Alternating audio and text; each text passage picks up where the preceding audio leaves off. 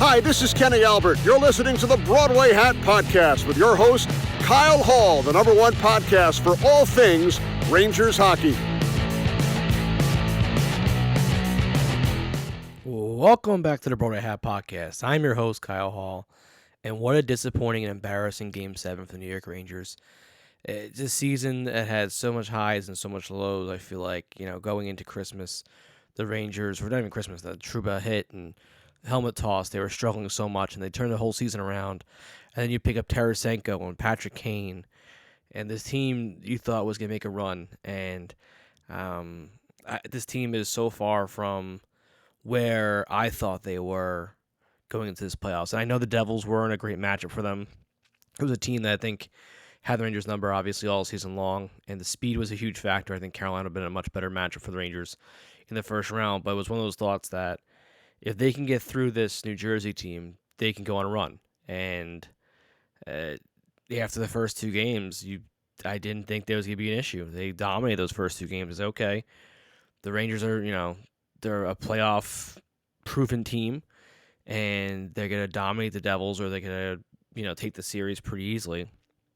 And that overtime game, obviously anytime a game goes overtime, it's 50-50 who's going to win. And the Devils win that game in MSG and turns the whole series around, obviously. And Akira Schmidt going in net was a huge change and a huge risk by Lindy Ruff that worked out well for him and the Devils. But just major disappointment. Major disappointment at the Rangers level. Guys like Panarin, Zibanejad just didn't show up in the playoffs. Kreider played well, but didn't, he disappeared too in a couple games. And Fox with maybe his worst game of the season in Game 7. I thought Keandre Miller didn't have a very good series. Igor was unbelievable. If it wasn't for him, those games that they lost, they would have lost like 10-0. How much New Jersey dominated. And last night they dominated the entire game. From the first period on, they had puck possession. They were winning faceoffs. They were winning the board battles. They had so many turnovers. The kid line just couldn't get anything done in the series. The fourth line really didn't generate anything. I think they had one goal. I think Goodrow had the one goal, and Mott, he had a couple penalties that he drew in Game 7. I thought, I guess they had an okay Game 7, but in general, in the whole series, they really didn't have too much of an impact, which I thought they would have a huge impact in the series. And I thought Braden Schneider played well for a young kid. I feel like he's really delving into a very good defenseman. I feel like if the Rangers do move on from a Trouba or something like that, he's going to be able to fit into that top 4 role. But it's just disappointing. It's disappointing, and the season comes to a quick end, and now you look, what the future brings. Is Gerard Gallant coming back? Is fans are calling for Panarin to be traded? What's the deal with Keandre Miller and Alexis Lafreniere? Alexis Lafreniere had 0 points in the playoffs. He had 39 points in the regular season, had his best regular season, but he has not taken the steps you would think a #1 pick would take so far. Is he a guy you give him a small bridge deal like a Kako deal, and you've re-signed Heel already, so he's shirt up for the next couple of years. But Kane and Tarasenko, I don't think you can bring those guys back. Maybe Kane on a small deal, but he has to get healthier this offseason. He's going to need surgery, it seems. So what is his status for next year? And there's a lot of question on Keandre Miller, what deal he's going to bring in. I felt as though he took a bunch of steps forward and some steps back this year. I thought that he didn't have a great playoff. I think he had a very good end to the season. So, where does that leave him contract-wise with the Rangers? Because they have a bridge deal with him. There's not enough money to go around right now. So there's going to be some changes. There's going to be some guys in and out. Is Barclay Goodrow a guy that they can move? Seems like Ryan Lindgren's a guy who possibly get moved. I don't know how you do that. But, it seems like he's the only contract because they have all these big contracts that are non-movement clauses. So, all these guys who are making all this money, they can't go anywhere. And Goodrow's got a limited no-movement clause. So, he's a big contract, $3.6 million that you can move possibly. You got these young kids, Will Cooley, who could step up next year. Is Brennan Othman going to get a chance? These are all questions that all offseason long we'll go over and review. And, we'll have more coverage of the offseason. But today is mostly about, this Game 7 and unfortunately how the Rangers didn't show up. And there's been games this year the Rangers haven't shown up. And it's apparent from, if this Rangers team's going to show up in the first 10 minutes of the game. Not even first 5 minutes of the game. And I knew the first 5 minutes of the game, I said, we're in trouble tonight. And as the game went on, Igor was standing on his head. I thought, okay, maybe if they can get some type of a, deflection or something, and they can turn this around. And it was similar to Game 6. Game 6, New Jersey had a puck position too, and the Rangers just got the first goal. And, I just think the giving up a goal in the power play just not getting it done. They had so many chances. Panarin just not looking to shoot. Zibanejad getting covered, from the wing. It took them long enough to move him back to the wing, which I think is another issue. But, there's a lot of questions. So we'll see. Who knows? By the end of this week, the Rangers could have a new head coaching search going on, or they can announce that Gallant's coming back, or they can be moving assistants around. Who knows? But tough Game 7, tough end to the season. And, thank you to all of our listeners this year who followed along. Obviously, we'll be coming to you the rest of this offseason, but, a lot of people, after the Rangers lose, they tune out. So if you do take the summer off from listening, I hope you don't, but thanks for listening this season. And it was our 3rd year, so it's pretty special always be bringing you the Ranger updates and Ranger interviews and such, so thank you to all of our listeners. But, it was a tough game. It was a tough game. And unfortunately, it happens to a rival too. So Devil fans will be letting Ranger fans know this, and I know that they still talk about 2012. So this will be another notch in the belt for the Devils fans to come back at us, because I think Ranger fans only have us, a couple 94 or 92. Go a little further back than the Devils ones. So it'd be nice to get one here pretty soon against the Devils, so we have some more bragging rights against those friends across the Lincoln Tunnel there. But thank you, everyone, for listening. And we have a great interview. We have Colin Stephenson, who, our guy. He's come on the show so many times the last couple of years. And so he jumped on us to talk about this ugly Game 7 and what somewhat of the future holds for this Rangers team, and kind of preview the offseason a little bit. I can't thank Colin enough. He's been so great to the show for always coming on. But before we send to Colin, here's a quick message from our sponsors. Caldera Labs. Say goodbye to the generic face wash on your counter, because Caldera Lab is here to save the day when it comes to your skin. Backed by a leading clinical trial where 9 out of 10 men experience healthier and visible improved skin, Caldera Lab has the tools to unlock your best first impression and confidence. Today we have an exclusive offer for you, our audience, so you can try it for yourself. And you can see why so many men trust Caldera Lab with their skincare needs. Use our code BROADWAY at calderalab.com for 20% off their best product. Listen, as I'm getting older, in my 30s now, you got to take care of your skin. And these guys are out there helping you take care of your skin. They're helping you with your wrinkles. They're keeping they're keeping you young. They're keeping you young. They keep you look good. Caldera Labs creates a high-performance men's skincare product by combining pharmaceutical-grade science along with nature's purest and most potent ingredients. Kicking off their stellar skincare selection, we have the Regimen Bundle, a twice-a-day routine to transform your skin. Inside this bundle, you'll find the Clean Slate, the Base Layer, and the Good. The Clean Slate is where you start your day. It's balancing cleanser that uses gentle plant-based cleansing, leaving all skin types exceptionally refreshed. The Base Layer is a nutrient-dense, fortifying moisture that hydrates your skin and absorbs fast, leaving with a matte finish so you can start your day confidently. And the Good is your go-to at night before bed, and it's clinically proven multifunctional serum that helps your skin look tighter and smoother, as well as helps reduce visibility of wrinkles and fine lines. How can you not beat that? As you age, you might notice more fine lines and wrinkles. It's a sign of aging, unfortunately. This is the opposite of what any guy wants, really what anyone wants. And the more you neglect your skin, the more visible this will become over time. It's time to control your skin and take these easy steps. Ready to take your skin to the next level with Caldera Lab? Look no further than the Icon. The Rejuvenating Eye Serum is here to help address the 3 most common skin concerns around the eye: fine lines, dark circles, and puffiness. The 3 worst things you can have.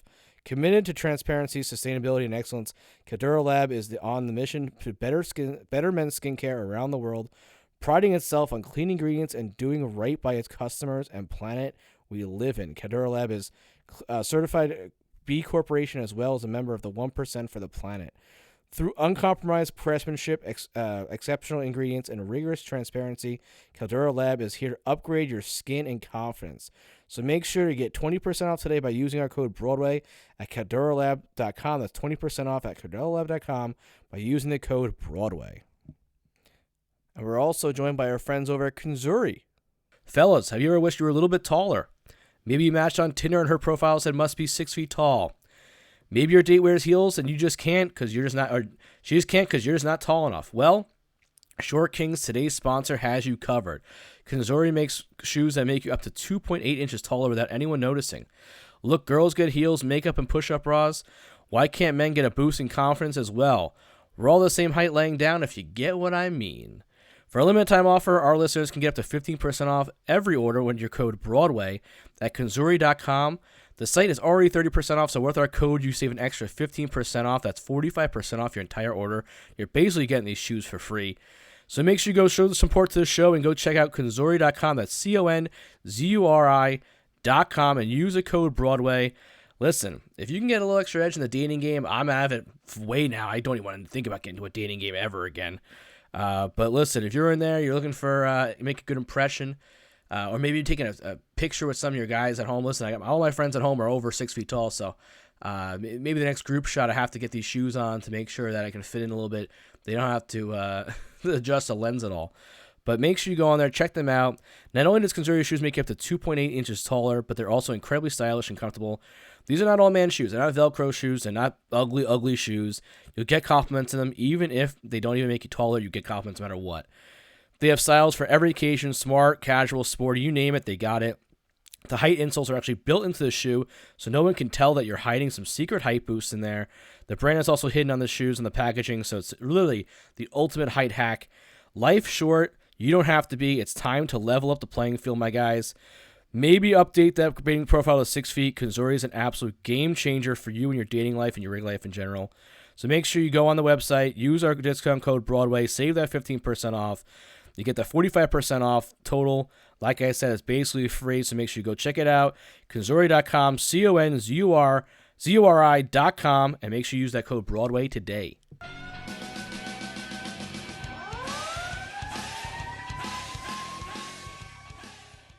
All right, we're now joined by our good buddy Colin Stephenson, the Rangers reporter for Newsday. Colin, I was hoping that you and I would be talking from your North Carolina hotel room, as we talked about on Sunday, but yeah, you're in the home office, unfortunately. Just an embarrassing Game 7 last night for the Rangers. Yeah, I mean, it's. I don't really even know what to say. I mean, other than the best team won, right? So, clearly, like toward the end, we were looking at who are they going to play, and it looked like they're going to play the Devils, and I didn't think that was a good matchup for them at all. I thought the Devils were really good based on the regular season meetings. Obviously, the Devils' record was great, 112 points and 52 wins and all that. But based on how the teams looked when they played each other in the regular season, I always thought that this was going to be a troublesome matchup for them. And, there was some, the Devils had a chance there to win the Metro. And I think that would have worked out better for the Rangers if the Devils had won the Metro. Carolina had slipped a second, and the Rangers ended up playing Carolina. But obviously that didn't happen on was it the last night of the season? I guess if the Devils had won and Carolina had lost, that's what would have happened. And the Devils ended up falling behind 4-0 or something like that. So it was like, all right, I guess they don't. I guess they want the Rangers, and ultimately they were better than the Rangers. And the only surprise really was how easily the Rangers won those first two games.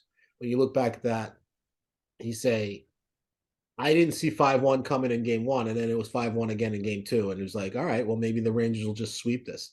And it didn't happen. But at the end of the day, the Devils were just better.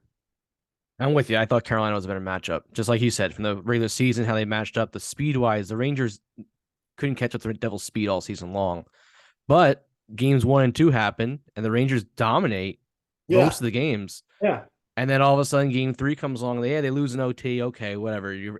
But then the Devils just clean their clock the next 2 games. Yeah. And then game 6 comes along like, okay, this is a team that the Rangers are back. And then I think that's what made last night so disappointing was that it was such it was an embarrassment. I mean, the Devils took it to him since his advantage at the 2-on-1 to start the game off where he didn't get a shot off.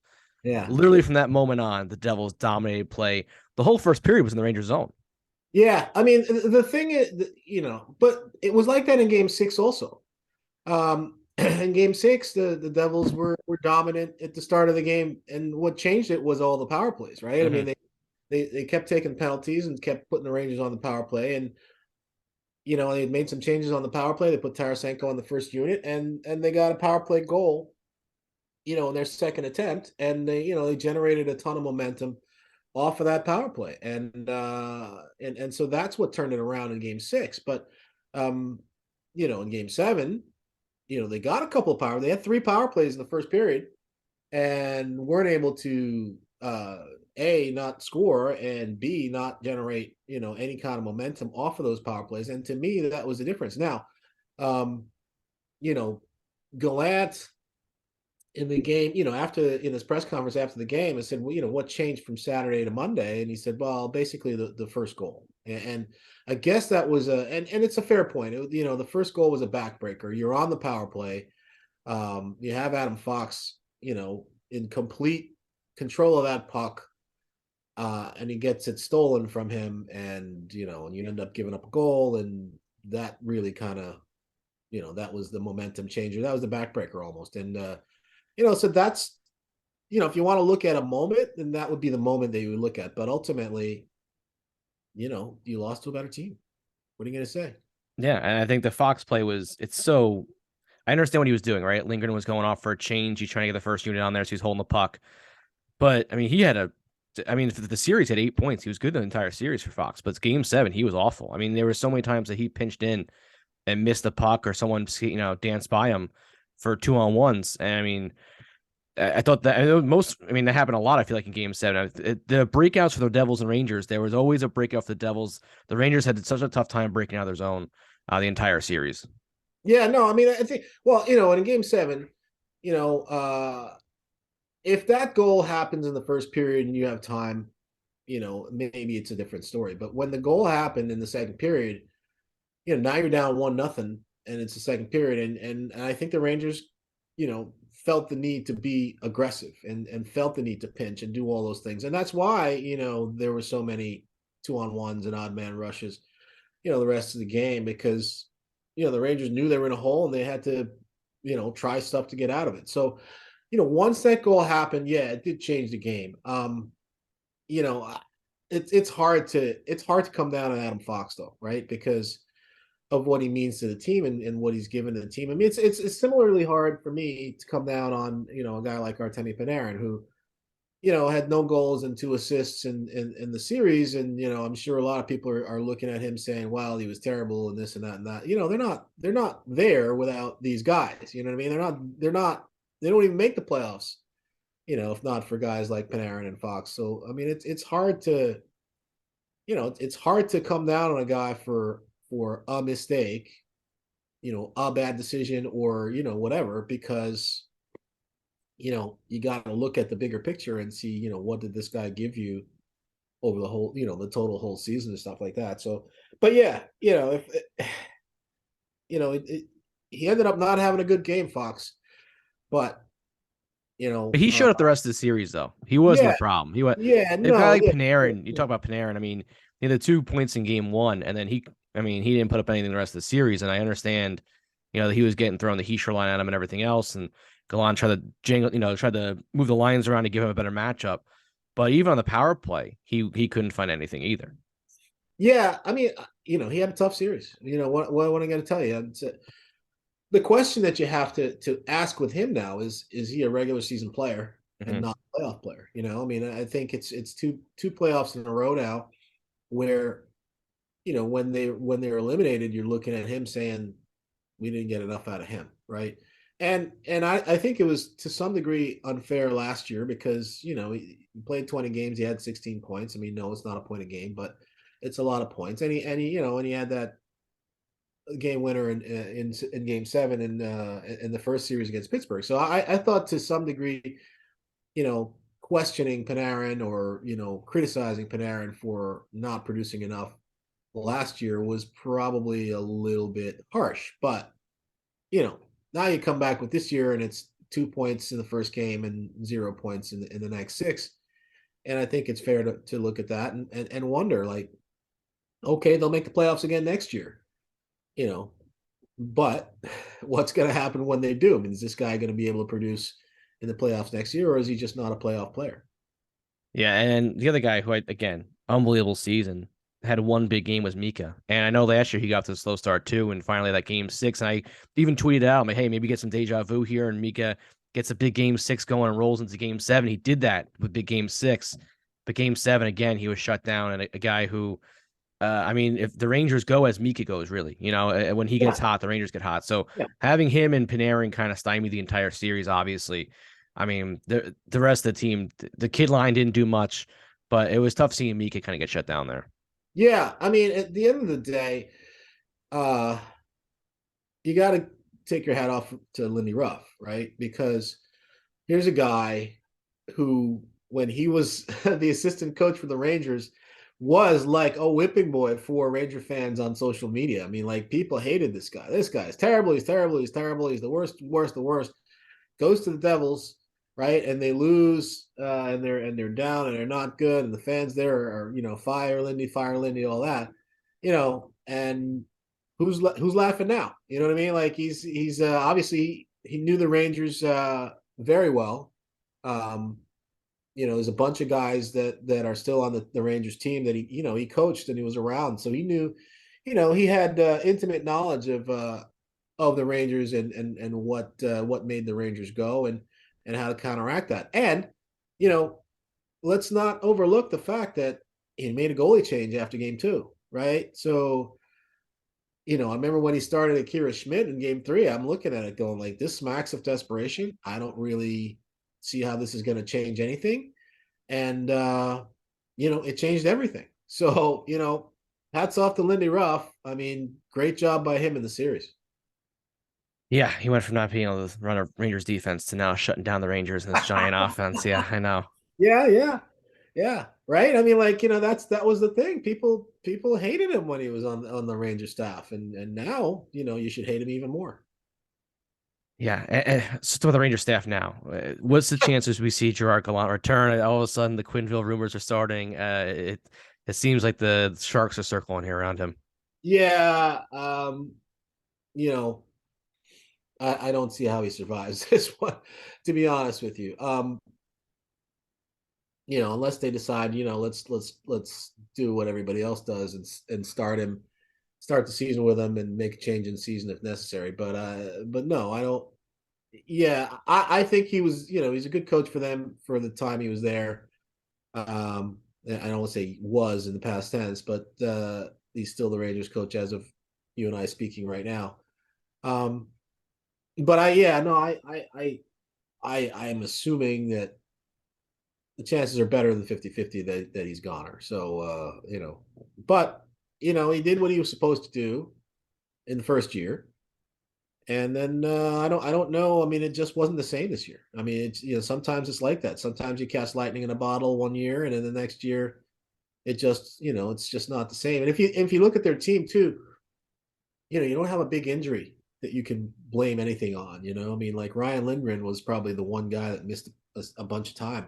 Other than that, everybody was healthy. He had the whole team, for the whole year. So, I guess you can look at it from a big picture perspective and say, he just didn't get the job done with a roster that we thought was better than this.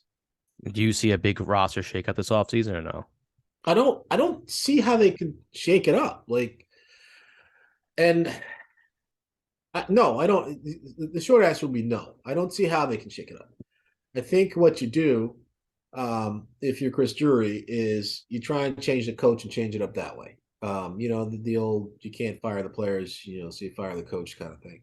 I mean, how many guys have no move contracts, right? A So I lot, mean, yeah. what are you gonna do? You're gonna trade Barkley, Gaudreau, and Ryan Lindgren. You can't trade Lindgren.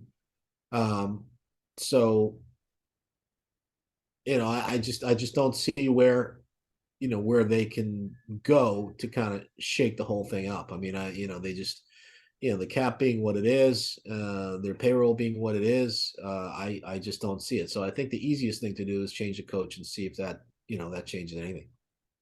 Well, Colin, I wish I had you on today for happier talk, but thank you always for coming on and enjoy the offseason, enjoy your son's lacrosse games and everything else going on. Yeah. I mean, it's as we were saying before we got started this, it's wacky because you're on this team the whole time, and it just ends so suddenly. And you can't make any plans, and people are inviting you here, there, and everywhere, and you can't make any plans. I don't know. I might be working, and then now all of a sudden I got all the time in the world. So I'll have to figure out what to do now. Well, we'll get you back on again this summer. That's a definite. Yeah. Let's do that. Let's do that. I'm available anytime you want. Sounds good, buddy. Be good. All right, man. Take care.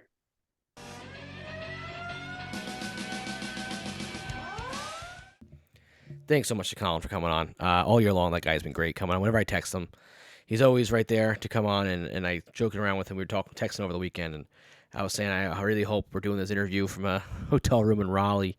And nope, it was his home office, which was sad. But I can't thank him enough. I know Ranger fans love his coverage, and he does a great job writing for Newsday. And I read all of his stuff, so I can't thank him enough for coming on so many times during the year. And make sure you go check him out. I know I think Newsday now is paid for online, but it's worth the dollars. I think it's like $2 a month, whatever it is. Go check it out. Make sure you go follow his stuff. And that does it for episode 130 of the Broadway Hat Podcast. Disappointing episode. I was hoping that this end of the season wouldn't come in a few weeks from now, but here we are. But make sure you go and subscribe to the show. We'll be keeping the off-season coverage coming. We'll obviously have some draft coverage coming up soon.